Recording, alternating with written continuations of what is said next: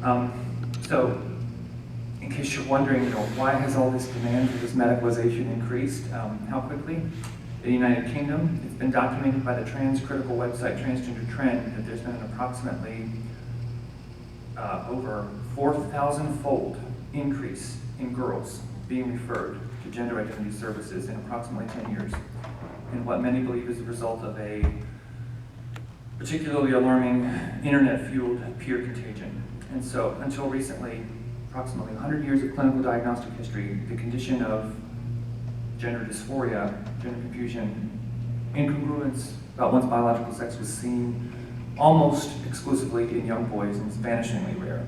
But today, the predominant demographic is teen girls, and that phenomenon has been explored at length by Abigail Schreier, who's a journalist, Wall Street Journal contributor. She wrote a book called Irreversible Damage, The Transgender Craze Seducing Our Daughters. She's a friend of mine. That book was released last summer. But I've also spoken with moms of teen boys who've been sucked into this peer contagion, and the dynamics and the contributing factors vary, but it's affecting everyone. Girls are really disproportionately bearing the brunt, but this is affecting everyone. Major medical institutions backing the use of cross-sex hormones in trans-identifying people despite serious risks. And I can tell you, none of these moms ever thought this would happen to their kids. It's just completely blindsided them. Their lives just, in the last year or two, it's just like out of nowhere, upended everything they thought they knew. But I'm amazed at the medical industrial establishment's embrace of this, and I'm just going to list you some of the side effects of cross-sex hormones. This is listed on the Mayo Clinic's website under feminizing hormones for males who identify as trans. These are potential repercussions: deep vein thrombosis, pulmonary embolisms, high triglycerides in the blood, weight gain, high potassium, which is called hyperkalemia, high blood pressure, type 2 diabetes, cardiovascular disease, excessive prolactin in the blood, nipple discharge, strokes, and infertility. Gotta ask you guys, when did it become medically authorized to sterilize psychologically distressed people, particularly if they're minors? The foreclosure of the fertility is like, I just don't get why people aren't in the streets with pitchforks about that. We're sterilizing people. I'll tell you though, this medical scandal would not be happening at all but for the loudmouth modern-day prophets of Baal known as the mainstream press and their handmaidens in the federal bureaucracy. So journalists who work for these media agencies and newspapers are either completely delusional or psychotically pathological liars, or they're too propagandized or cowardly to do anything other than what they're told to do. The official guidelines for the Associated Press, which is sort of the gold standard in journalism, now instructs reporters and editors to use wrong sex pronouns when referring to a transgender identifying person. The Christian Post, my publication, refuses to kowtow to this because we won't be coerced into printing material falsehoods. We will not overwrite the truth of biology. We won't lie. The deception is worse than you can imagine. And so just to illustrate what I mean, I'm going to share with you a few examples from the past several years about how these major publications, networks, and government entities further this scandal and frame it in the news as transgender healthcare or vital medical research. In June 2018, Washington Post headline read, "When kids come in saying they're transgender or no gender, these doctors try to help." The national newspaper, which never defined what it means to have no gender, reported at the time that endocrinologists were assuring that experimental puberty blockers were not harmful, had no lasting effects, and were merely used to buy teenagers some precious time to allow them to delay a final decision as to whether to proceed with, elective surgeries if you want to look like the opposite sex. And so the Post did acknowledge the risk of taking puberty blockers on the human skeletal system. It takes calcium out of the bones. It did so very tepidly, quoting Stephen Rosenthal, the director of the Child Adolescent Gender Center at the University of California, San Francisco, who spoke of staying on blockers for too long as a theoretical harm if you put puberty on hold a long time. Let me show you there's nothing theoretical about this harm. It's actual. You can't reintroduce calcium into your bones later after you've inhibited it from forming at the necessary time. The Washington Post added that the San Francisco Gender Clinic staff believe it won't be possible for males to give birth, reporting that they, quote, "anticipate a future in which trans women will be able to carry their own babies to term thanks to medical breakthroughs such as uterine transplantation," unquote. By the way, males can't give birth. In January of last year, CNN carried the torch for puberty blockers, declaring the untested hormonal agents life-saving for trans-identifying children in their headline, and quoted Dr. Michelle Forcier of Brown University. She said, and I quote, "Historically, we have known that puberty blockers are safe and effective and totally reversible, so the benefits far outweigh any risk. It's sort of a no-brainer to make these available."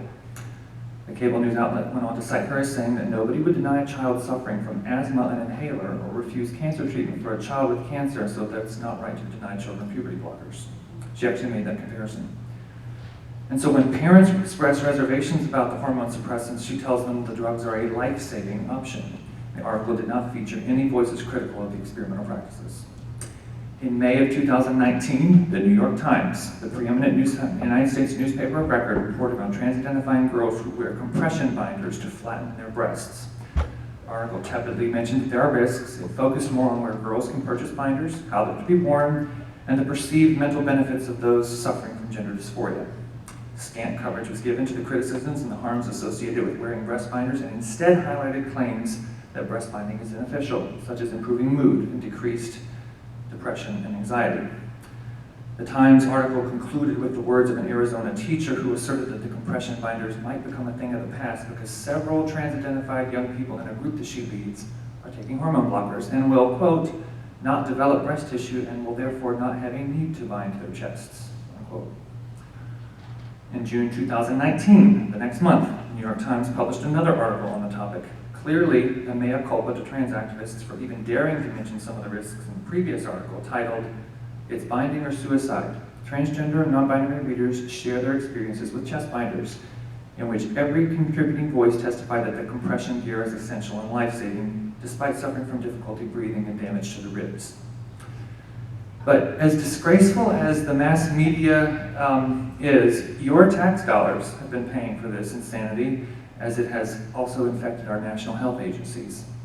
In 2015, the National Institutes of Health awarded a 5-year research grant of $5.7 million in federal funds to several pediatric gender clinics across the US.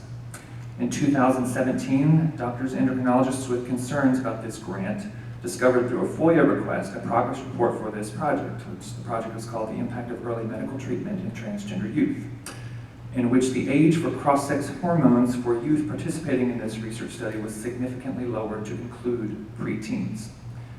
The progress report document, which I have in my possession, stated under Section F2 that in order to capture the impact on youth being treated with GnRH agonists, the recruitment, quote, will be expanded to include those in Tanner 4 of development, unquote, and that the minimum age for the cross-sex hormone cohort inclusion criteria was decreased from 13 years old to 8 years old. The age decrease was to ensure that a potential participant who could be eligible for cross-sex hormone based on Tanner staging would not be excluded due to age alone. Tanner staging refers to the human development endocrine puberty system, endocrine system. I sometimes wonder about that 8-year-old kid. It always gets me.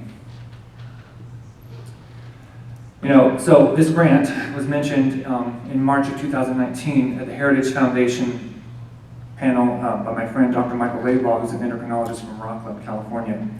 And he observed, and he's correct, that there's no blood test, no genetic marker, no brain imaging scan that has ever located a so-called gender identity. And so he wrote to the NIH and with his concerns and received a letter of reply from a director from one of its sub-agencies, and I have a copy of that letter too, which asserted that the research being conducted on these children was observational. The reply letter accepted as indisputably true that every participant in this youth cohort in the study was indeed transgender. And when I asked Dr. Laidlaw to respond to this claim that this is just observational research, he said that's a distinction without a difference. He said, and I would concur, it's the very same clinics providing the wrong sex hormones and blocking normal puberty who are also administering the surveys and conducting blood sampling. This would be akin to Nazi soldiers taking body temperatures of prisoners while dunking them in freezing water for hours, and then SS, so Secret Service doctors, publishing the data on body temperatures, but claiming that they had no part in the experiment. He's correct. So, I know I've just deluged you with a bunch of information. And I've got a little bit more to share, but I'd be remiss if I didn't give you a taste of what this medical scandal looks like and feels like, and I think it's essential that we hear from the victims. And so the following is a short personal account from a mother whose daughter is now 21 years old, and she's fully transitioned. And that means she's been using testosterone heavily, she's had her breasts surgically removed, her uterus and ovaries have been cut out, and she's had a radial forearm phalloplasty. What I'm about to read was published on the Christian Post's Voices page. It's our op-ed page under a pseudonym, but I can verify that this story is true. I've met this mother in real life, and I have the photos to prove it. This is from this mother.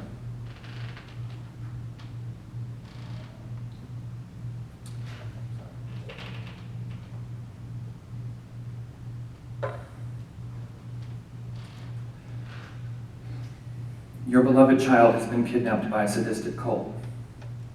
The cult brainwashes her to believe that you are the enemy. The brainwashing erases her entire childhood.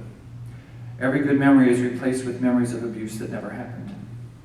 The cult convinces her to inject poison in her body and to get her healthy body parts amputated.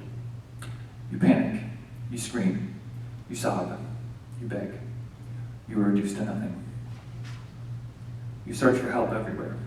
Nobody will help. Nobody will stop the cult. In fact, the government investigates you and tells you to approve of what the cult is doing to your daughter. The world has gone mad. You find out the cult is kidnapping thousands of other young boys and girls, and the government is funding the cult. You grieve with other parents going through the exact same thing. Society celebrates the cult and ridicules parents who fight back. Some parents are willingly handing their children over to the cult and cheering their child's destruction. The child you love with everything in you, the child you would die for, is now unrecognizable, replaced by someone who holds you in contempt. She's now part of the cult. You sob day after day, night after night, wondering how many tears one human can cry. You scream when you see her severed breasts and collapse, sobbing, my God, what have they done to my baby?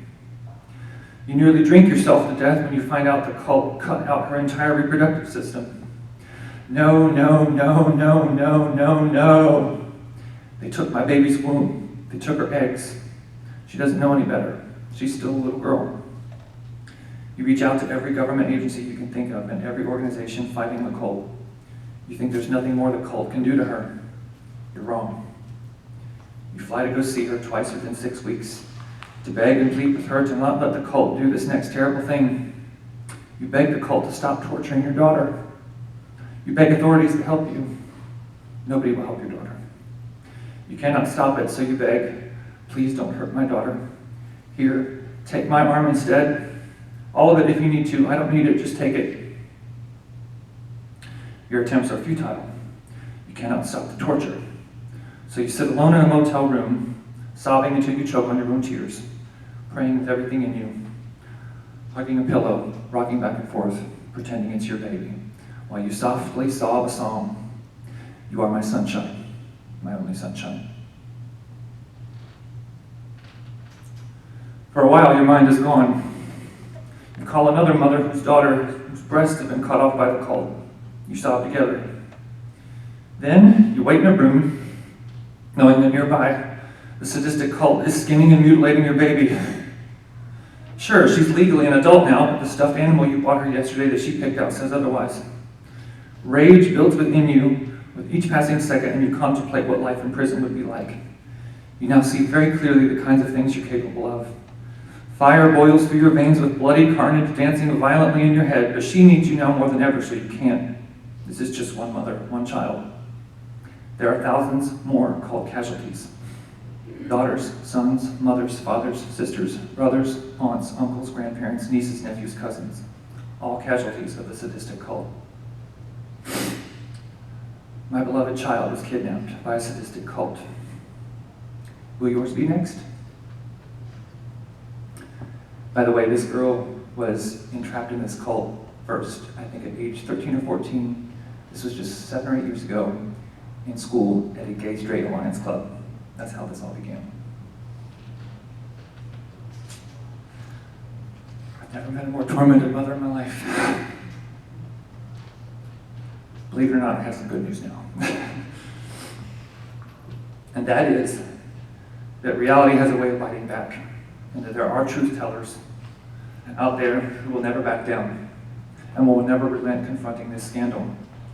And we're seeing signs of progress as more and more people publicly declare that the gender identity emperor hasn't got a single stitch of clothing on.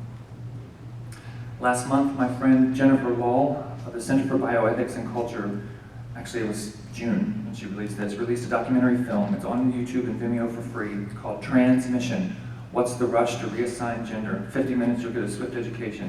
Don't miss it, it's terrific. Late last year, the High Court of Justice in the United Kingdom ruled in a judicial review that was brought about in part by a woman named Kira Bell. She's now 24. And the review held that children under the age of 16 are unlikely to be mature enough to consent to puberty blockers, given the significant repercussions and risks to their health. And this detransitioner, Kira Bell, this 24-year-old, underwent these experimental practices at the London-based Tavistock Gender Clinic, and she went on to take cross-sex hormones and got her breasts amputated. She argued that she wasn't capable of understanding all the consequences that she was doing as a troubled youth, battling depression, etc. And that court ruling is actually, right now, it's currently being appealed, and there was a subsequent ruling in March that held that parents could give consent to their under 16 children. But the initial ruling back late last year did have some meaningful ripple effects. And so one of those was in Sweden earlier this year, the prominent Karolinska Hospital said that as of April 1st, puberty blockers would no longer be given to youth under 16, and their statement referenced that UK ruling. And just a few weeks ago, Finland, Sweden's neighbor, similar move. No more puberty blockers. They're moving away, and their guidelines now prioritize psychological help for teenagers that are suffering from gender confusion after puberty, which is now the most common form of it. And what I welcome most is that the near total blackout in our mainstream media might be starting to break. Several weeks ago, 60 Minutes drew the furious ire of trans activists when they aired a 7-minute segment on detransitioners, those who once identified as transgender and regretted their decisions to medicalize and undergo the radical interventions. And all of the young women in this 60-minute segment, even though the rest of it was complete transgender propaganda, they did give 7 minutes to the people who regretted this. They testified about how they felt rushed into doing all this. They were just pushed into it. And they didn't explore any of the underlying mental health issues. And so, most encouragingly, in April, Arkansas state legislature overrode Governor Asa Hutchinson's veto of a bill banning the prescription of puberty blockers, cross-sex hormones, and performing of cosmetic gender surgeries on minors, becoming the first state in the nation to pass such a law. I was in Utah 2 weeks ago, and I actually met that Arkansas lawmaker who wrote the bill. She's a great lady.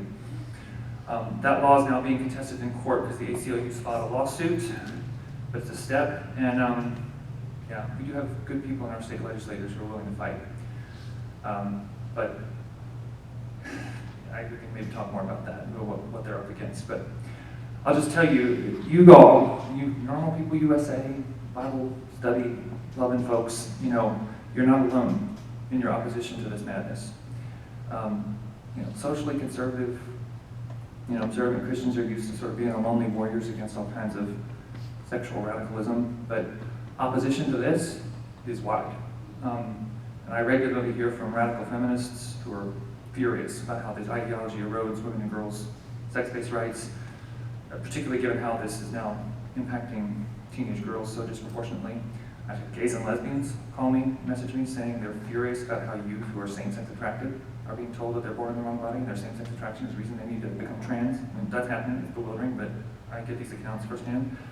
I had very left-wing atheists send me messages saying they can't believe they're reading the Christian Post now, because we're one of the few publications that won't capitulate to the madness, and we're reporting truthfully on it, and they can't stand the craziness from almost every other news outlet. There's the national survey data that was released last year by the far-left Women's Liberation Front and Spry Strategies, and the researchers in that survey asked the general public if children younger than 18 who identify as trans should be allowed to undergo these experimental procedures medically. 2/3 of respondents, approximately, disapproved strongly. The public does not support this. This is media-driven. Red and blue states, a lot of people on the left do not agree with this. You just would never know it. I'm also aware of several online groups of parents who are devastated, children mired in this madness, and they're about as diverse as they come. Republicans, Democrats, centrists, apolitical folks. They are from deep blue coastal cities and the ruby red deep south and Midwest. They're from all walks of life, religious, non-religious. They want the best for their families, and they know with everything in them that this live experiment on their children is wrong. And when I asked one mom about how they managed to get along despite such profound differences in a polarized time, she told me, "Brandon, nobody cares about politics anymore. We just want to save our kids."